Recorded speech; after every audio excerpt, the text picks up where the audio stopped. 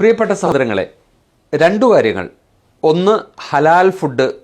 രണ്ട്, population growth, മുസ്ലിങ്ങളുടെ ജനസംഖ്യാ വർധന. ഹലാൽ ഫുഡ് വളരെ സിമ്പിളാണ്.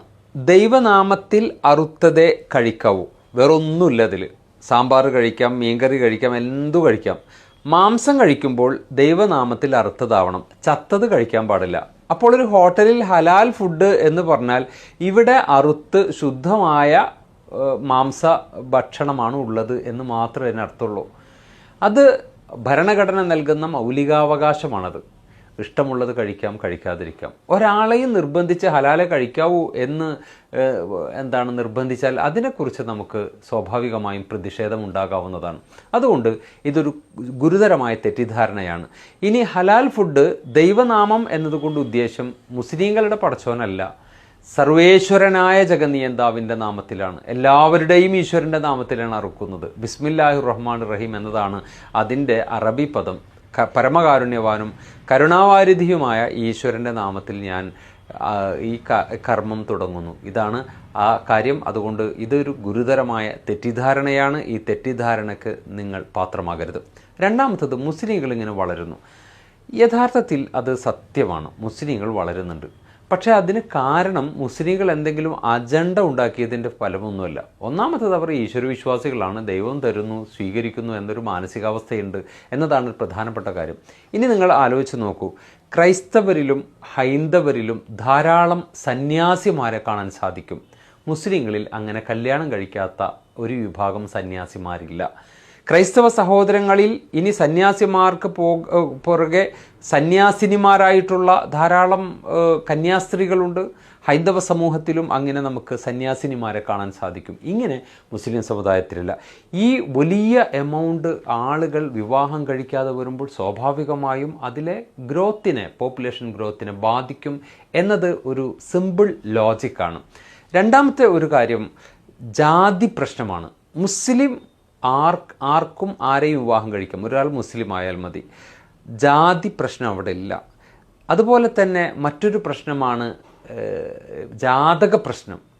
ഈ ജാതക പ്രശ്നവും മുസ്ലിങ്ങൾക്കില്ല. അതുകൊണ്ട് പല വിവാഹവും നീണ്ടുപോകാനുള്ള കാരണം ഈ ജാതക പ്രശ്നമാണ്. ചൊവ്വാദോഷം, അത് മറ്റൊരു പ്രശ്നമാണ്.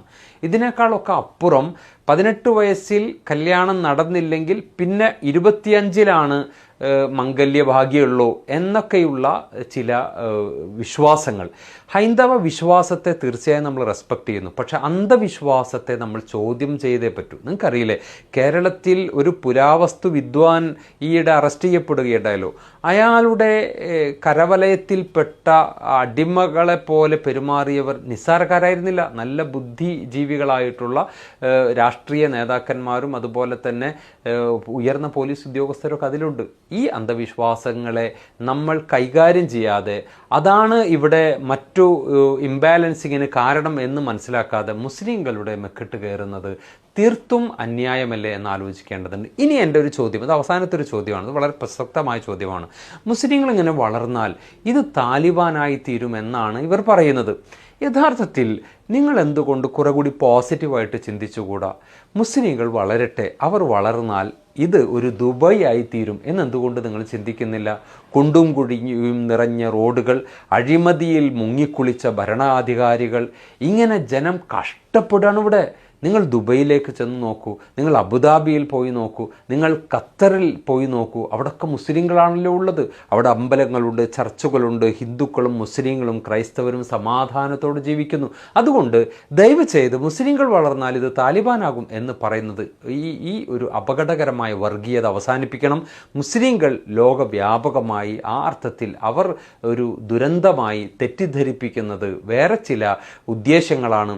എൻ്റെ പ്രിയപ്പെട്ട സഹോദരങ്ങൾ, എനിക്ക് പറയാനുള്ളത്, ഒരു വിഭാഗത്തെ ഇങ്ങനെ നിങ്ങൾ ഒറ്റപ്പെടുത്തുമ്പോൾ, അല്ലെങ്കിൽ കേരളത്തിലോ ഇന്ത്യയിലോ ഏതെങ്കിലും അർത്ഥത്തിലുള്ള വർഗീയ സംഘടന നടക്കുമ്പോൾ, കലാപം നടക്കുമ്പോൾ, അത് ഒരു വിഭാഗത്തെ മാത്രമല്ല ബാധിക്കുക, നമ്മുടെ മൊത്തം സ്വാസ്ഥ്യത്തെ അത് ബാധിക്കും എന്നത് നമ്മൾ കരുതിയിരിക്കേണ്ടതുണ്ട്. നമ്മുടെ സമാധാനം, നമ്മുടെ ശാന്തി, അതിന് നാം എല്ലാവരും പരസ്പരം കൂട്ടായി നന്മയുടെ പ്രചാരകരാവുക. തെറ്റിദ്ധാരണകളെയും ഈ അർത്ഥത്തിലുള്ള എല്ലാ വംശീയ വിദ്വേഷ പ്രചാരണത്തെയും കൈകാര്യം ചെയ്യാൻ നമ്മൾ ഒറ്റക്കെട്ടായി നിൽക്കുക. ഈ ഭാരതം യൂണിറ്റി ഇൻ ഡൈവേഴ്സിറ്റി എന്ന നാനാത്വത്തിൽ ഏകത്വം എന്ന മഹത്തായ സന്ദേശത്തെ പൊക്കിപ്പിടിച്ച, അല്ലെങ്കിൽ അതിനെ പ്രകീർത്തിക്കുന്ന, അതിനെ പ്രഘോഷിക്കുന്ന ഒരു ഭരണഘടനയുടെ അടിസ്ഥാനത്തിലുള്ളതാണ്. സർവശക്തനായ ജഗന്നിയന്താവ് നമ്മെ വിവേകികളിൽ ഉൾപ്പെടുത്തട്ടെ. സമാധാനത്തോടെ ജീവിച്ചു മരിക്കുന്ന ഒരു ഇടമാക്കി ഇതിനെ എന്നുമെന്നും നിലനിർത്തി സർവശക്തനായ ജഗന്നിയന്താവ് നമ്മളുടെ കരുണ കാണിക്കുമാറാകട്ടെ.